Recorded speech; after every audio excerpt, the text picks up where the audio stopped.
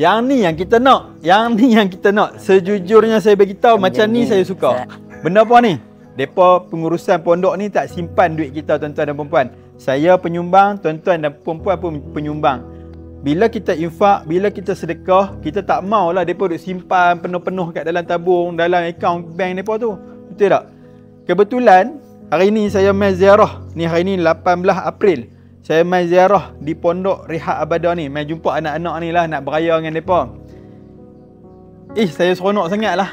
Allahu Akbar. Dalam bulan Syawal ni, depa dah beli dah simen.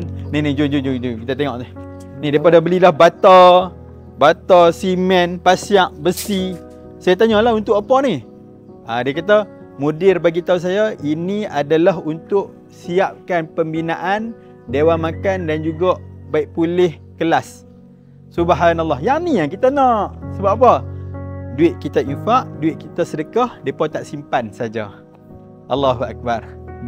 Banyak mana ada belanja, banyak mana ada belanja beli. Sebab apa? Barang makin naik harga.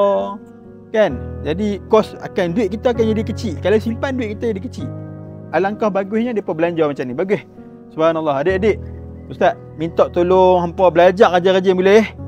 Boleh. Janji dengan Ustaz lah. Janji, Ustaz. InsyaAllah. Baik, alhamdulillah. Dan Ustaz minta tolong ni, ibu-ibu, ayah-ayah duk tengok kat luar sana ni, janji dengan Ustaz untuk apa? Untuk doakan ibu dan ayah, abang dan kakak yang berinfak, yang sedekah kat pondok ni. Boleh? Boleh. InsyaAllah doa tuan. Doa nah.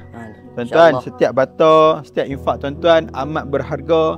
Allah dengan sekebiji bata ni, Allah akan bina istana dekat kita dekat syurga kelak. InsyaAllah. Amin ya rabbal alamin. Dan satu benda best Ustaz nak bagi tahu. Tadi Ustaz tengok resit.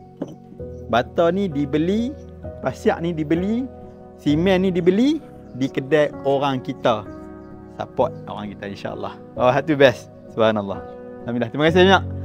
Tekan link kat bawah. Jom kita bantu lagi pondok ni. Dengar kata tak banyak dah, lebih kurang dalam 30-40k je lagi. Insya-Allah. Jom. Okey adik, doa dah. InsyaAllah. Insya-Allah amin.